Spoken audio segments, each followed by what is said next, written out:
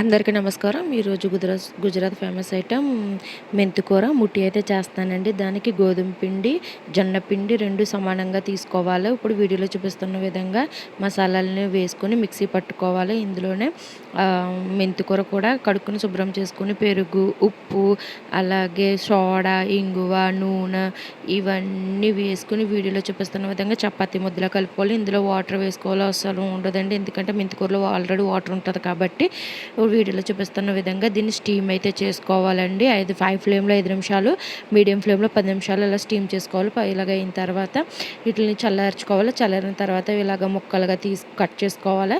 ఇప్పుడు తాలింపు కోసం ఆవాలు, జీలకర్ర, నువ్వులు, ఎండుమిరపకాయలు ఇవన్నీ వేసేసుకొని వీడియోలో చూపిస్తున్న విధంగా బాగా ఫ్రై చేసుకోవాలి. ఇవి 2 విధాలుగా ఫ్రై చేసుకోవచ్చు. ఇప్పుడు డీప్ ఫ్రై కూడా చేసుకోవచ్చు. ఇట్లా ఇలా ముక్కలు చేసుకొని ఆయిల్ పోసుకొని ఇలా డీప్ ఫ్రై కూడా చేసుకోవచ్చండి. ఇది స్నాక్ టైంలో అయితే చాలా బాగుంటుంది.